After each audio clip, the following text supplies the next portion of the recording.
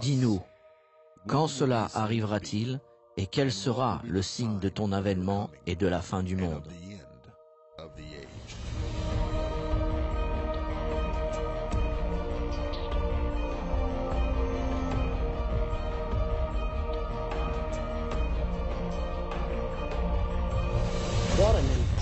Quel sujet important nous avons aujourd'hui? La troisième guerre mondiale. La question n'est pas s'il y aura une troisième guerre mondiale. C'est dans votre Bible. Il n'y a pas un dixième de % de chance pour que cela ne se passe pas. Une autre guerre mondiale va arriver et elle sera la plus grande guerre mondiale de tous les temps. Pour que vous puissiez voir la prophétie de vous-même, regardons-la maintenant. Elle se trouve dans Apocalypse au chapitre 9, au verset 15. Et les anges qui étaient prêts pour l'heure, le jour, le mois et l'année furent déliés afin qu'ils tuassent le tiers des hommes. Je n'oublierai jamais, quand j'ai regardé sur cela pour la première fois, je me suis dit, un tiers de toute la population du monde? C'est incroyable. Quand il est dit un tiers de toute la race humaine, je me suis dit, sûrement pas. Peut-être que je devais regarder la version grecque pour voir ce qui est dit, et c'est ce que j'ai fait. J'ai consulté plusieurs traductions différentes. Une première version dit de massacrer le tiers des hommes. Une deuxième version dit de tuer un tiers de l'humanité. Une troisième version dit pour tuer un tiers de la race humaine. Puis dans une quatrième version, il nous est dit pour tuer un tiers de tous les habitants de la terre. J'ai ainsi consulté 15 à 20 traductions différentes et à la fin, j'ai conclu que la Bible dit exactement ce qu'elle veut dire, que je faisais face à une prophétie où un tiers de la race humaine serait éliminé par une guerre qui arrive. Afin de bien comprendre cela, mettons-la en perspective. Avant le XXe siècle, il n'y a pas eu une guerre de plus de 1 million de morts. Puis est venue la Première Guerre mondiale, 1914-1918, 8,2 millions de morts. Ils l'ont appelée la Grande Guerre. Ils l'ont appelée la Première Guerre mondiale. Et ils ont dit plus jamais une telle chose. 6000 ans et pas une seule guerre avec plus de 1 million de morts. Et soudain, nous avons cette horrible guerre avec 8,2 millions de morts. Ils ont fondé la Ligue des Nations avec l'espoir d'empêcher qu'une chose pareille ne se répète. Et qu'est-ce qui s'est passé? 20 ans plus tard, la Deuxième Guerre mondiale. Et cette fois-ci, il n'y a pas eu 8,2 millions de morts, mais 52 millions de personnes ont péri. C'est comme si quelque chose s'était désaxé dans le cœur humain. Comment pouvons-nous mettre fin à ceci? Puis nous avons fondé les Nations Unies, espérant avoir résolu le problème. Mais j'ai la triste tâche de vous dire que ce n'est pas résolu. Il y a une autre guerre qui arrive et celle-ci ne serait pas de 8 millions de morts, ni de 52 millions de morts. Cette guerre qui arrive va causer 2,2 milliards de morts. Je vous parle de 40 fois plus que la Deuxième Guerre mondiale. La pire de toutes les guerres. Je ne peux pas vous dire exactement quand elle aura lieu. Je pense qu'elle pourrait arriver cette année. Vous le verrez alors que nous continuons. Vous allez voir ce que la Bible dit. Il y a beaucoup plus d'informations sur cette guerre que ce dont nous avons déjà parlé. Voici ce que nous en savons. Examinons-la pour être sûrs que nous la comprenons bien. Je parle de 6000 années d'histoire humaine sans une seule guerre de plus d'1 million de morts. Puis en 1914, 8,2 millions de morts. Puis en 1939, en 1945, 52 millions de morts. Et la prochaine guerre mondiale, la troisième guerre mondiale, sera de 2,2 milliards. C'est une situation extrême.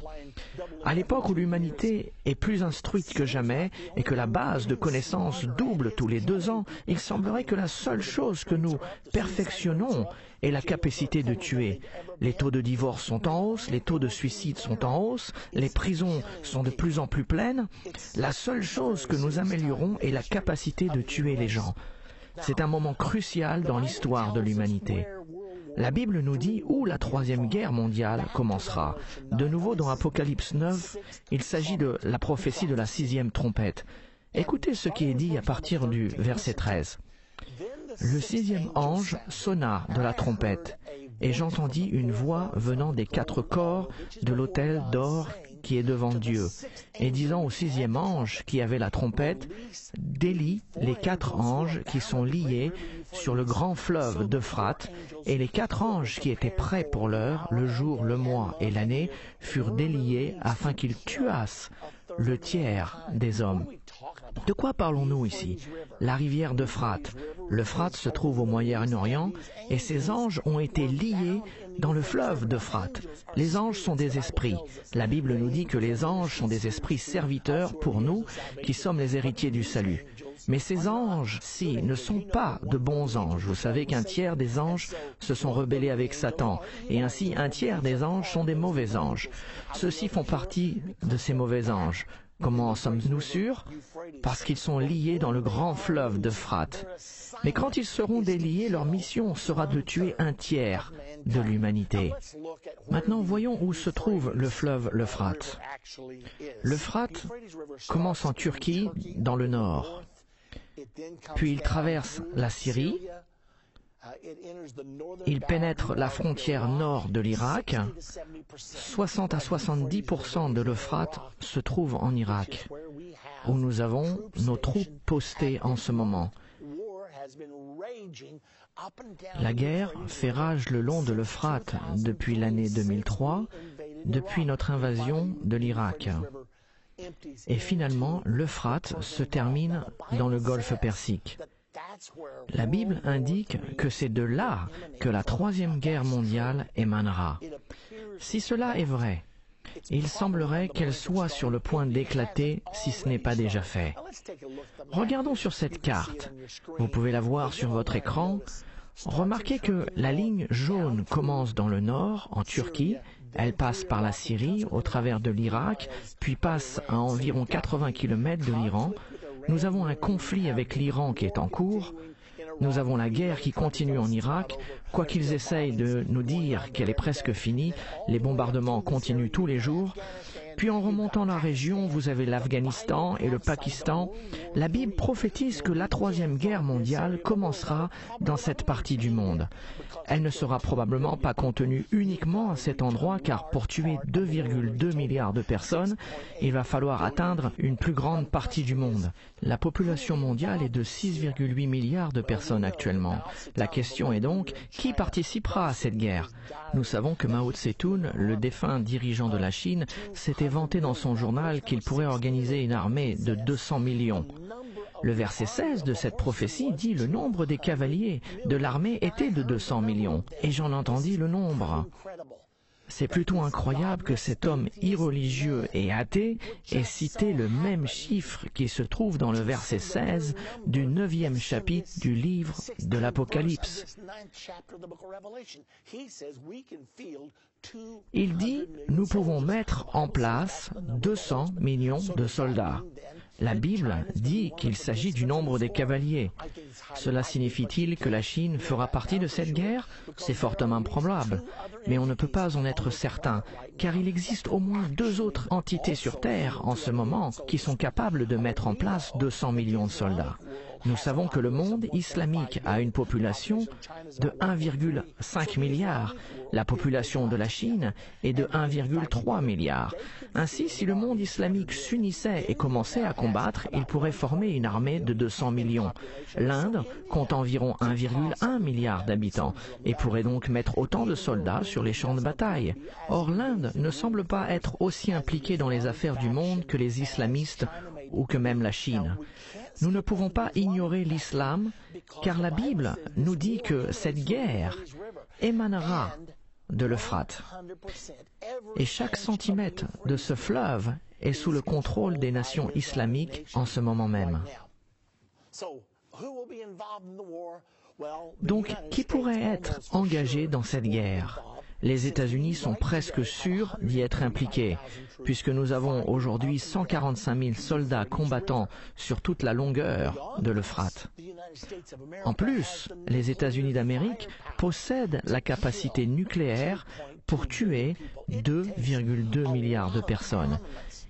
Il faut beaucoup d'armement pour tuer 2,2 milliards de personnes. Imaginez-vous, la plus grande guerre que nous avons déjà eue sur cette planète a tué 52 millions. Il s'agit donc de 40 fois plus que la Deuxième Guerre mondiale. Elle sera définitivement nucléaire, j'en ai aucun doute. La chose suivante que nous aimerions savoir est quand est-ce que la Troisième Guerre mondiale aura-t-elle lieu? Avons-nous une idée? En fait, l'Écriture nous indique quand cela va se passer. Elle doit se passer avant la Grande Tribulation. La Grande Tribulation commencera 3 ans et demi avant la bataille d'Armageddon et la deuxième venue de Jésus-Christ. Je sais qu'un grand nombre de personnes disent « Je pensais que la Grande Tribulation était 7 ans avant la bataille d'Armageddon », mais c'est une erreur. Permettez-moi de vous donner les Écritures car certains d'entre vous peuvent être intéressés, surtout si toute votre vie vous avez cru que la Grande Tribulation durerait 7 ans. Laissez-moi vous donner les Écritures qui nous disent explicitement que la grande tribulation durera 3 ans et demi. Si vous voulez une tribulation de 7 ans, eh bien je pense que vous pouvez l'avoir, mais la Bible enseigne que sa durée est de 3 ans et demi, et ce sera suffisamment long. Daniel 7, 25. La petite corne, l'Antichrist, fait la guerre contre les saints pendant un temps, des temps et la moitié d'un temps. Un temps signifie 1 an, des temps signifie 2 ans, et la moitié d'un temps signifie la moitié d'un an. Comment je le sais? Parce qu'une prophétie dit exactement la même chose, seulement elle décrit les temps d'une autre manière. Apocalypse 13 au verset 5 nous parle au sujet de l'Antichrist, et le pouvoir fut donné à la bête pour agir pendant 42 mois, et il lui fut donné de faire la guerre aux saints et de les vaincre. Ainsi, dans Daniel 7, 25, il est dit un temps, des temps et la moitié d'un temps. Dans Apocalypse 13, 5, il est dit 42 mois. Dans Apocalypse 12, 6, il est dit que le dragon fait la guerre contre la femme, Israël, pendant 1260 jours. Divisons-les, 1260 jours est égal à 3 ans et demi. Chaque fois que nous voyons une période de temps attribuée à la grande tribulation, cela correspond toujours à 3 ans et demi. Même Jésus a parlé de l'abomination de la désolation. Il a dit, lorsque vous verrez l'abomination de la désolation dont a parlé le prophète Daniel, alors que ceux qui seront en Judée fuient. C'est alors la détresse sera si grande qu'il n'y a point eu de pareil depuis le commencement du monde jusqu'à présent. Jésus a donc dit que la grande tribulation commencerait à l'abomination de la désolation. Daniel 9, 27 nous dit que l'abomination de la désolation arriverait à la moitié de cette période des 7 dernières années. Ainsi, à chaque endroit où nous voyons la durée de la grande tribulation, il est dit 3 ans et demi. Toutefois, il y a une période de 7 ans, mais la première moitié de ces 7 ans ne correspond pas du tout à la tribulation. Il s'agit plutôt de la préparation avant les derniers 3 ans et demi appelés la grande tribulation. Cependant, comment savons-nous que cette guerre doit arriver avant que la grande tribulation commence? Nous le savons car la prophétie de la guerre de la 6e trompette est donnée dans Apocalypse chapitre 9 au verset 13 et 20. Plus loin dans Apocalypse 10, il nous parle du début de la grande tribulation. Regardons-la maintenant. Regardons dans Apocalypse au chapitre 10, versets 1 à 2. Je vis un autre ange puissant qui descendait du ciel, enveloppé d'une nuée. Au-dessus de sa tête était l'arc-en-ciel, et son visage était comme le soleil, et ses pieds comme des colonnes de feu. Il tenait dans sa main un petit livre ouvert. Il posa son pied droit sur la mer et son pied gauche sur la terre. Nous allons voir cela 2 fois dans la Bible, et les 2 fois indiquent qu'il s'agit de l'événement qui marque le début de la grande tribulation. Continuons dans les versets 5 et 6. « Et l'ange que je voyais debout sur la mer et sur la terre leva sa main droite vers le ciel et jura par celui qui vit au siècle des siècles, qui a créé le ciel et les choses qui y sont, la terre et les choses qui y sont, et la mer et les choses qui y sont, qu'il n'y aura plus de temps. » Il nous est donc dit qu'il n'y aura plus de temps. Nous savons que ce n'est pas une traduction exacte, car nous voyons que dans le chapitre 11, il commence à parler d'une autre période de 3 ans et demi. Et plus loin, dans le livre d'Apocalypse, il nous est parlé d'une période de 1000 ans. Ainsi, quand il dit qu'il n'y aurait plus de temps, la version Darby dit qu'il n'y aurait plus de délai, et toutes les traductions sont conformes avec celle-ci. Il est tout simplement dit que nous sommes arrivés à un carrefour, que nous avons atteint un tournant. Après avoir vu cela, vous verrez la chose suivante dans Apocalypse au chapitre 11. Vous verrez une prophétie concernant la mesure du temple, qui nous dit que le temple sera piétiné par les païens durant les 42 mois suivants. Elle nous donne donc un délai. Vous avez cet ange se tenant avec un pied sur la mer et avec un pied dans la terre, déclarant qu'il n'y aurait plus de délai, et aussitôt nous entrons dans les 42 derniers mois. Et le verset 3 d'Apocalypse 11 nous dit que les deux témoins de Dieu commencent leur ministère pour 1260 jours. Chacun de ces deux passages dit qu'à partir d'un moment où l'ange se tient avec un pied sur la mer et un pied sur la terre, c'est là où commencent les 3 dernières années et demie, et nous savons que c'est là que commence la grande tribulation. Vous avez donc la guerre de la 6e trompette, la 3e guerre mondiale dans le chapitre 9. Vous avez le début de la grande tribulation dans le chapitre 10, puis vous avez les 3 dernières années et demie dans le chapitre 11. Et le chapitre 11 culmine avec le son de la 7e trompette, la dernière trompette. Le verset 15 nous dit que le royaume de ce monde est remis à notre Seigneur et à son Christ. Cet événement est également mentionné dans l'Ancien Testament dans Daniel chapitre 12. Remarquez les similarités que nous avons ici, au verset 1. « En ce temps-là se lèvera Michaël, le grand chef, le défenseur des enfants de ton peuple. » Il s'adresse à Daniel et au peuple d'Israël. « Et ce sera une époque de détresse telle qu'il n'y en aura point eu de semblable depuis que les nations existent jusqu'à cette époque. » Il s'agit de la grande tribulation. Quand Jésus décrit la grande tribulation, il a dit que ce serait une période de grande tribulation comme il n'y en a point eu de pareil depuis le commencement jusqu'à présent et qu'il n'y en aura jamais. Daniel l'a décrit comme une époque de détresse, telle qu'il n'y en a point eu de semblable depuis que les nations existent jusqu'à cette époque. En ce temps-là, ceux de ton peuple qui seront trouvés inscrits dans le livre seront sauvés. Daniel parle donc de la grande tribulation. Continuons plus loin dans les versets 6, 7 de ce même chapitre 12. Il continue et dit « L'un d'eux dit à l'homme vêtu de lin, qui se tenait au-dessus des eaux du fleuve, « Quand sera la fin de ces prodiges ? Tu m'as parlé du commencement de la grande tribulation, mais combien de temps va-t-elle durer ? » Et j'entendis l'homme vêtu de lin qui se tenait au-dessus des eaux du fleuve, et il leva vers les cieux sa main droite, et le voici encore se tenant au-dessus des eaux, et il leva vers les cieux sa main droite et sa main gauche, et il jura par celui qui vit éternellement. C'est précisément le même événement qui se trouve dans le chapitre 10 d'Apocalypse. Il jura par celui qui vit éternellement que ce sera un temps, des temps et la moitié d'un temps, 3 ans et demi. C'est de nouveau cette terminologie. Donc dans Daniel chapitre 12 et Apocalypse chapitre 10, il dit exactement la même chose. Et toutes ces choses finiront, les choses que fait l'Antichrist, quand la fosse du peuple saint sera entièrement brisée. Donc, combien de temps reste-t-il jusqu'à la fin de ces prodiges? Un temps, des temps et la moitié d'un temps, 3 ans et demi. Donc, que voyons-nous ici? Nous voyons que cette guerre commence dans Apocalypse 9.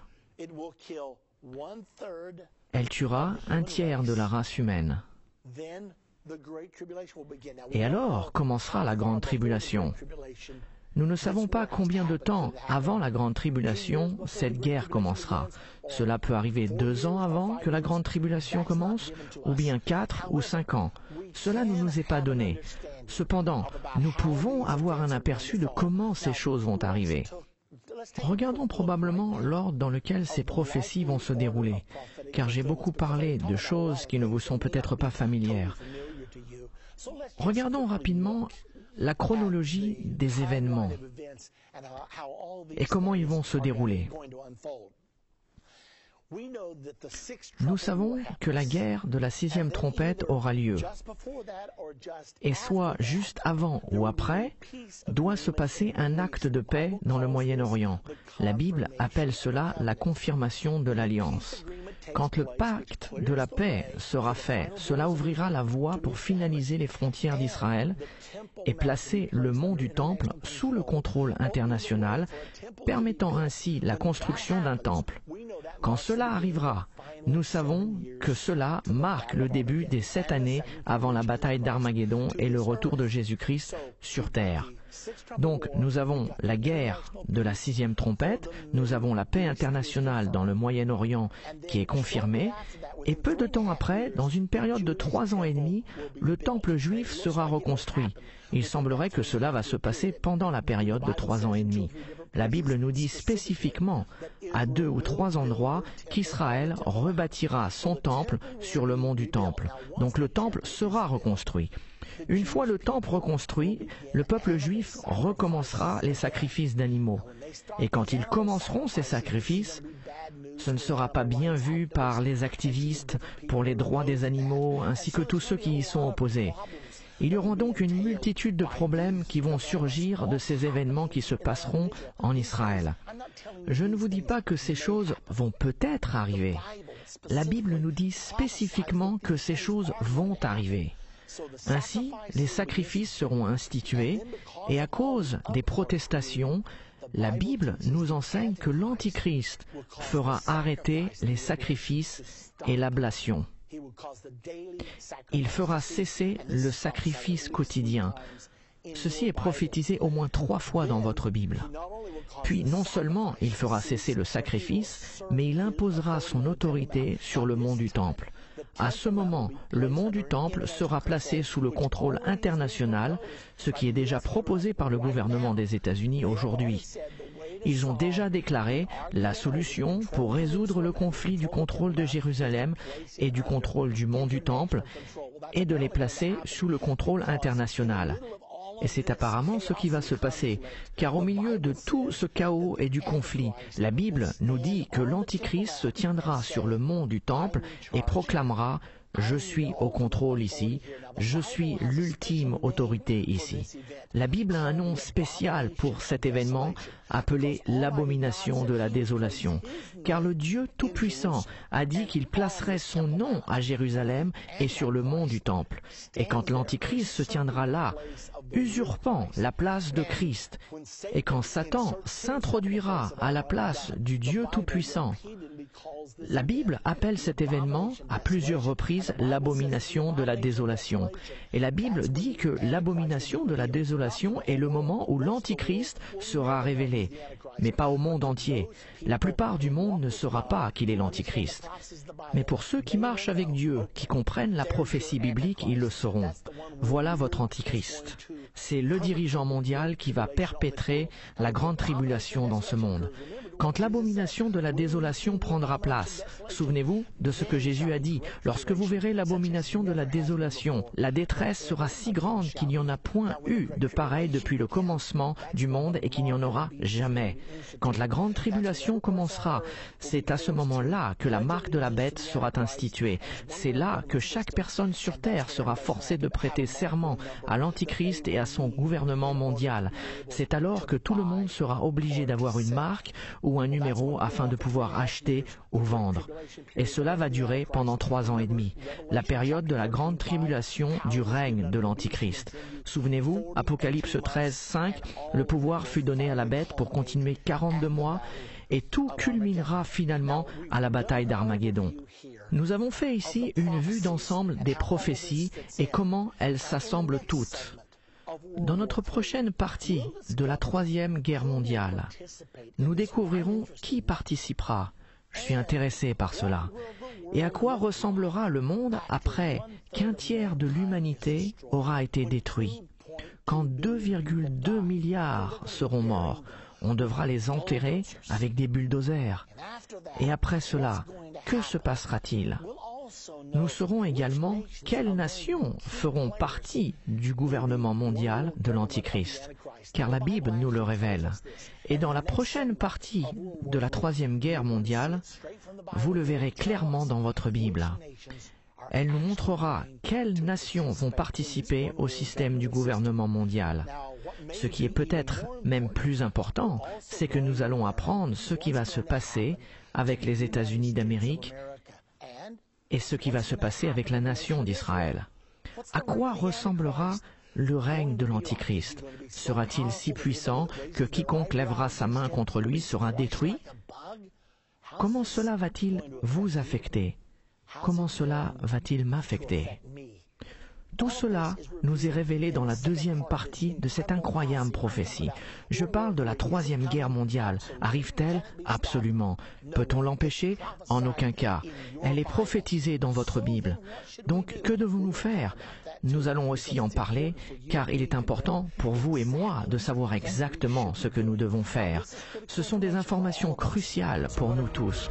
Donc, quoi que vous fassiez, ne manquez pas la prochaine partie de la troisième guerre mondiale.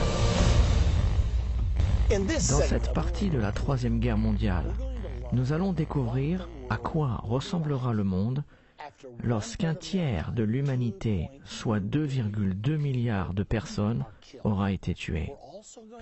Nous allons également découvrir ce qui arrivera aux États-Unis et à la nation d'Israël après cette guerre. Nous allons aussi apprendre qui seront les principaux membres du gouvernement de l'Antichrist. Cette leçon sera donc incroyablement importante.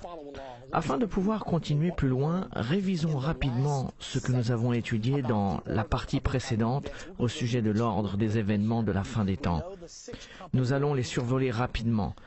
Nous savons que la guerre de la 6e trompette va arriver à cette période, la paix internationale dans le Moyen-Orient sera confirmée, le temple juif sera reconstruit sur le mont du temple, près du dôme du rocher, le mont du temple sera partagé, les sacrifices de ce nouveau temple juif seront institués, puis les sacrifices seront arrêtés par l'Antichrist. Il se tiendra sur le mont du temple, proclamant « Je suis l'autorité suprême ici ». La Bible nous dit qu'il s'élèvera lui-même au-dessus de tout ce qui est appelé Dieu ou qui est adoré. Et c'est ça qui sera appelé l'abomination de la désolation. La Bible dit également que ce sera la révélation de l'Antichrist. C'est de cette façon que ceux qui comprennent les prophéties seront sûrs que c'est lui. C'est ainsi le début des 3 dernières années et demie appelées la Grande Tribulation. C'est pendant ces 3 dernières années et demie que la marque de la bête sera instituée. Il s'agira d'une marque ou d'un numéro que chacun sera forcé d'accepter. Sinon, ils ne pourront ni acheter ni vendre, ce qui signifie qu'ils ne pourront probablement pas travailler. Il leur sera impossible de participer à l'économie et ils devront prêter serment à ce gouvernement mondial ainsi que son dirigeant, l'Antichrist, afin de pouvoir obtenir la marque ou le numéro. Ce sera donc le système du contrôle absolu.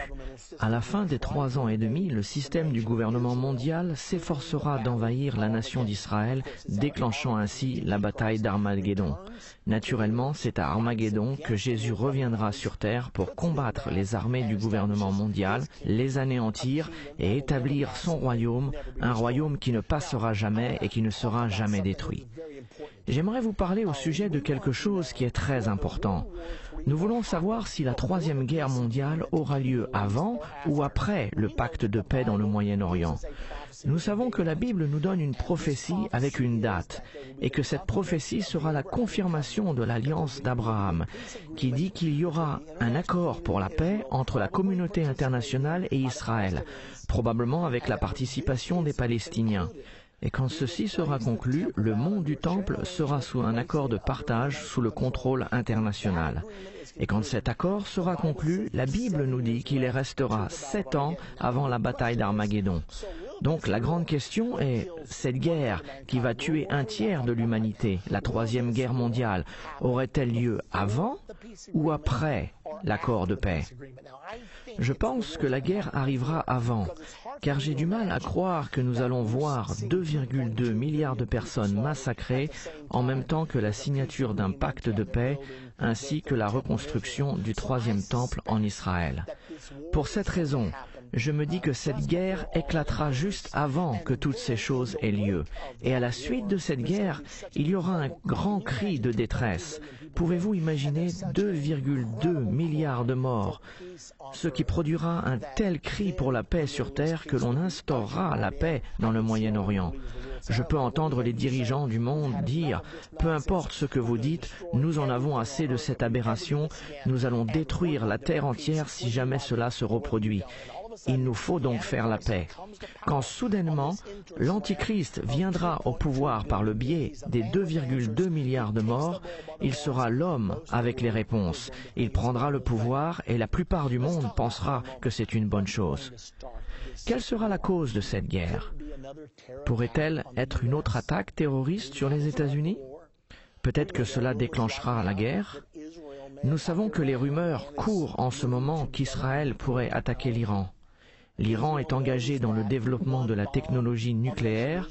Israël sait qu'une seule bombe détruirait leur nation et le président de l'Iran l'a dit à plusieurs reprises qu'Israël serait effacé de la carte. Israël doit penser, devrions-nous attaquer ou pas? Certaines personnes disent que les États-Unis devraient le faire pour Israël. La communauté internationale semble incapable, impuissante de faire quoi que ce soit.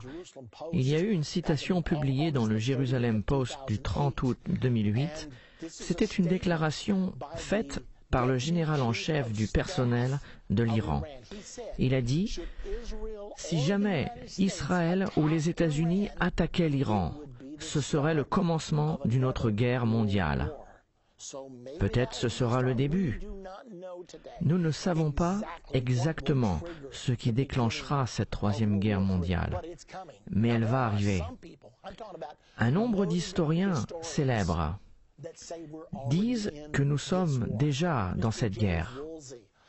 Monsieur James Woolsey, directeur de la CIA sous l'administration du président Clinton, croit que la troisième guerre mondiale a commencé le 11 septembre avec l'attaque des tours jumelles. Thomas Friedman, le célèbre chroniqueur du New York Times, pense la même chose. Newt Gingrich, ancien président de la Chambre des représentants, a dit que la troisième guerre mondiale a commencé le 11 septembre. Et ils ne disent pas au monde ce qui se passe vraiment, parce que cela a déclenché la guerre contre le terrorisme. Quand cela s'arrêtera-t-il? Nous découvrons que plus nous combattons le terrorisme, plus il y a du terrorisme. Le président Bush a déclaré ce pourrait être une guerre de 30 ans. C'est comme s'ils savent ce qu'ils sont en train de faire. Et finalement, le président Bush a dit le 6 mai 2006, la révolte des passagers du vol 93 a été la première contre-attaque de la Troisième Guerre mondiale. Donc même le président George W. Bush a déclaré que la Troisième Guerre mondiale a réellement commencé le 11 septembre. Le conflit qui sera déclenché quand son temps arrivera, il engloutira le monde entier. C'est une certitude. On ne peut pas tuer 2,2 milliards d'êtres humains sans que ce soit une guerre nucléaire. Appuyer sur les boutons nucléaires est le seul moyen de tuer autant de monde. Les missiles nucléaires vont voler. La question suivante est comment la guerre va-t-elle se terminer? Combien de temps va-t-elle durer? Je ne sais pas. Une fois que les missiles nucléaires vont être lancés, des nations entières seront anéanties. Je vous parle de la possibilité qu'une nation comme la Chine soit complètement détruite. Après tout, la Chine représente une réelle menace pour les États-Unis. Beaucoup de gens pensent que notre étoile est en déclin et que celle de la Chine se lève. Or, il y a un grand nombre de gens en Amérique qui ne veulent pas l'entendre. Nous n'aimons pas l'idée d'une dictature marxiste en tant que la force la plus puissante sur Terre qui restructurerait l'image du monde. Pourrions-nous donc, sous une provocation quelconque, commencer à appuyer sur ces boutons et éliminer la Chine? Après tout, nous leur devons 1,7 trillion de dollars. Ils ont menacé de nous mettre en faillite. Mais si nous éliminons la nation entière, combien lui devons-nous? On ne doit plus rien à personne. Tout est effacé. Devons-nous penser de cette façon? Certainement pas. C'est horrible de penser comme cela. Toutefois, y a-t-il des gens au pouvoir capables de penser ainsi? Bien sûr que oui. Retournons à la Première Guerre mondiale, 8,2 millions de morts. La Deuxième Guerre, 52 millions. Et le même démon persiste dans le cœur des hommes aujourd'hui. Ils pensent qu'ils ont raison, ils pensent que leur cause est bonne. Ont-ils la capacité de le faire? Oui. Comment le sais-je? Parce que la Bible dit qu'ils vont le faire.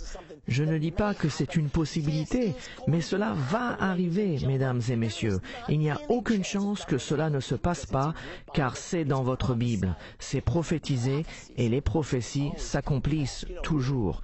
Il existe un endroit où vous pouvez être en sécurité, et c'est en Jésus-Christ. Je vous en parlerai un peu plus tard, mais vous devez néanmoins y penser, car où pouvez-vous vous cacher? Nous ne connaissons pas la réponse, mais il existe un endroit sûr. Donc, à quoi ressemblera le monde dans les jours qui suivront? Nous aurons un tiers de la population du monde qui est mort, anéanti, disparu à jamais, vaporisé par l'extrême chaleur des échanges nucléaires. D'autres mourront d'une mort lente et agonisante due aux radiations nucléaires. Tout sera bouleversé. Personne ne saura où se tourner. Les structures du monde seront secouées et les États-Unis seront pointés du doigt comme responsables de la plupart des morts. À quoi ressemblera donc le monde? Croyez-le ou pas, il existe une prophétie dans la Bible qui nous le dit. C'est dans le chapitre 13 d'Apocalypse. Nous lisons au sujet du gouvernement mondial et ce passage nous parle de 3 ans et demi avant Armageddon, ce qui situe le passage après la guerre.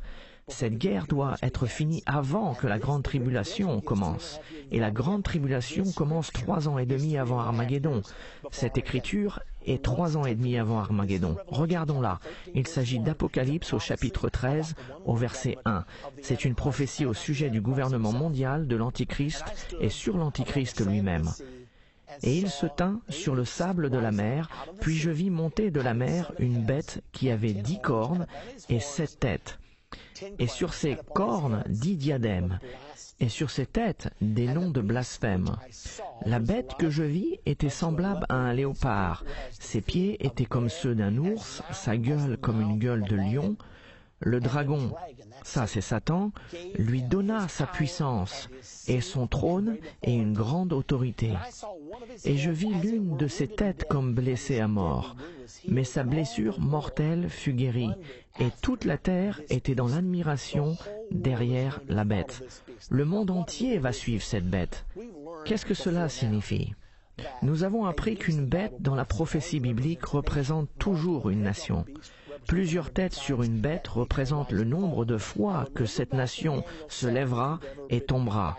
Souvenez-vous que dans Daniel 7, il y avait 4 bêtes, dont un lion représentant la Grande-Bretagne, un ours représentant la Russie, un aigle représentant les États-Unis, un léopard représentant l'Allemagne, et il y avait une bête à 10 cornes représentant la renaissance du Saint-Empire romain, les pays de l'Europe.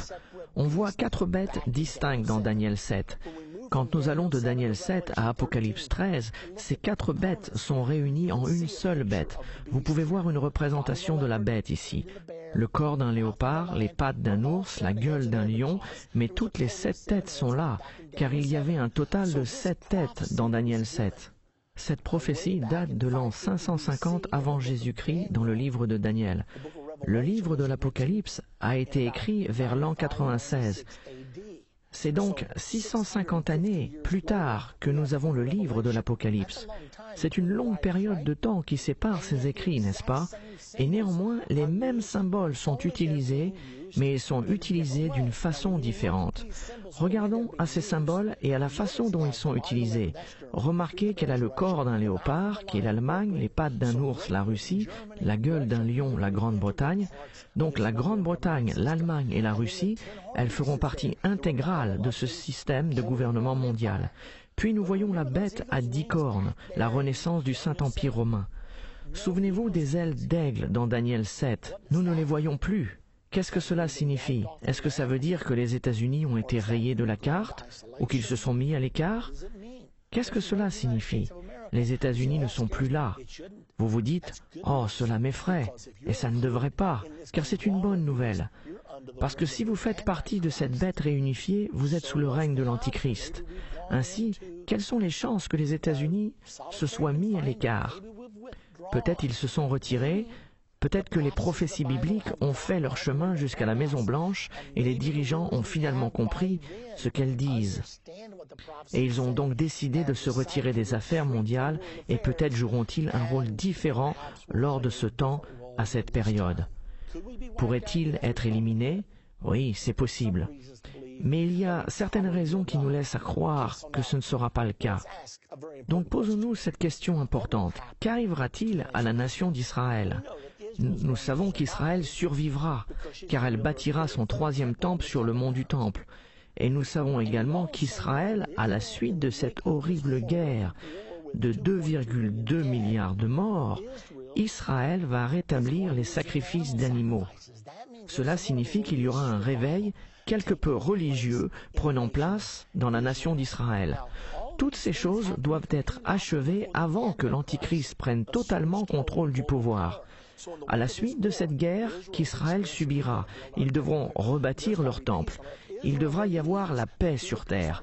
Israël croit que la clé pour pouvoir avoir la paix sur terre est de rebâtir le temple et que le Messie revienne. Donc ils vont bâtir leur temple. Nous savons que ce sera fait avant les derniers 3 ans et demi, avant que l'Antichrist soit identifié et prenne le pouvoir. Nous savons cela au sujet de la nation d'Israël. L'autre question que nous devrions nous poser est qui fera partie des 2,2 milliards de morts? Serait-ce l'islam? Il y a une forte chance puisque le monde islamique contrôle l'Euphrate et c'est de là que la guerre viendra.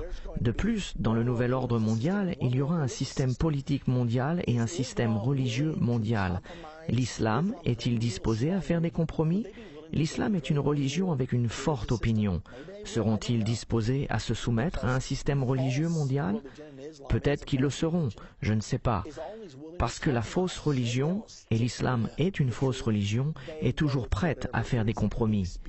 Ils n'adhèrent pas à la vérité, ils suivent tout ce qui leur convient et qui est le mieux pour eux. Cependant, d'après mes recherches sur l'islam, j'ai le pressentiment qu'ils n'accepteront jamais de se mélanger totalement. Par conséquent, il est possible que l'islam soit en grande partie éliminé. Nous avons 2,2 milliards de morts. Qu'en est-il de la Chine? La Chine n'est pas dépeinte dans les prophéties bibliques. Le dragon dans Apocalypse 13 fait particulièrement allusion à Satan, qui donne le pouvoir au gouvernement mondial. Qu'en est-il d'Apocalypse 16? En regardant la prophétie d'Armageddon, beaucoup de gens pensent que le fleuve de l'Euphrate s'asséchera et que les rois de l'Est viendront faire la guerre contre Israël et qu'il s'agit peut-être de la Chine. Mais on ne parle pas de la Chine, car ces rois sont nommés spécifiquement dans le chapitre 38 d'Ézéchiel. Ils viendront de l'Est en traversant l'Euphrate et ils y sont nommés. Nous y voyons Melchek, qui est le nom d'origine pour Moscou. En Russie, nous voyons également l'Iran, la Perse, la Libye et l'Éthiopie. Donc c'est une coalition des nations sous la bannière de l'ONU qui descendra contre Israël. Mais on ne mentionne pas la Chine. Quelles sont donc les chances pour que la Chine soit anéantie? Je pense qu'elles sont relativement importantes, car la Chine compte 1,3 milliard de personnes. Même si la Chine est anéantie, il reste 900 millions qui doivent mourir pour qu'un tiers de la population du monde soit détruit. Que se passera-t-il après cette guerre? Nous savons que le centre du pouvoir sera dirigé vers l'Europe, car nous avons vu la bête. Elle a le corps d'un léopard, l'Allemagne, les pattes d'un ours, la Russie, la gueule d'un lion, la Grande-Bretagne. Elle a le royaume à 10 cornes qui est constitué de l'Europe, la renaissance du Saint-Empire romain. Ainsi, le centre du pouvoir mondial va basculer vers les Nations Unies et l'euro. De plus, cet accord de paix sera vite conclu, et ainsi le monde pensera enfin la paix. Avec cette horrible catastrophe viendra une ferveur religieuse plus ardente. La Bible enseigne qu'un très puissant dirigeant religieux surgira et il formera une alliance avec l'Antichrist lui-même. La Bible appelle ce dirigeant religieux le faux prophète et il dirigera la plus grande partie de la chrétienté. La Bible est très claire sur la chrétienté apostate. Je parle des chrétiens qui disent « Oh, la doctrine, c'est pas si important, peu importe vraiment en quoi vous croyez ». Il leur sera facile de se joindre au catholicisme romain. Et la plupart des chrétiens seront de nouveau unis et suivront la direction du catholicisme romain vers cette alliance avec ce dirigeant mondial, l'Antichrist. Et il y aura une religion universelle et un régime politique mondial fonctionnant ensemble. Et l'islam devra probablement se compromettre pour s'y joindre. Sinon, elle sera détruite pendant cette guerre. Nous savons aussi que cette guerre, sans aucun doute, va préparer le terrain pour permettre à l'Antichrist de venir au pouvoir. La politique et la religion formeront leur alliance, qui est très clairement décrite dans le chapitre 13 d'Apocalypse. L'Église catholique romaine sera la plus puissante religion sur terre et les protestants vont coopérer avec elle. Ils vont tous retourner vers cette religion de commodité et de ferveur religieuse. Ces différences seront décrites comme la cause de la guerre et quiconque ne deviendra pas membre de cette religion universelle sera considéré comme un terroriste religieux ou extrémiste religieux. La Bible dit « ils seront persécutés en son nom ». Donc ceux qui diront « non, vous devez être chrétien afin d'être sauvés » feront partie du groupe persécuté que l'on évite, même si la Bible enseigne cela. Jésus a dit « car si vous ne croyez pas que je suis le Messie, vous mourrez dans vos péchés ». Cependant, la Bible déclare que nous devons pas être disposés à faire des compromis et dire « toutes les religions sont bien, les musulmans sont bien, les juifs sont bien, les bouddhistes sont bien ». Si c'est bon pour vous, c'est bon pour moi. C'est ce genre de pensée. Si vous n'êtes pas disposé à accepter cela, vous ferez partie de ce groupe persécuté et une religion universelle sera donc imposée. Ils en parlent déjà.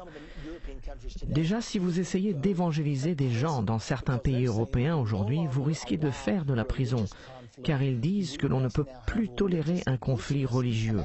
Nous devons avoir une croyance universelle et cela va devenir le système de croyance du gouvernement mondial et de la religion universelle du nouvel ordre mondial. Et alors, la marque de la bête sera instaurée, la marque de la bête sera imposée sur l'humanité afin qu'elle obéisse au décret de l'Antichrist. Maintenant, que va-t-il se passer en Amérique? Nous revoyons l'aigle qu'une seule autre fois dans les Écritures. Dans Apocalypse 12 au verset 13, la Bible dit que l'Antichrist va faire la guerre contre la femme, Israël.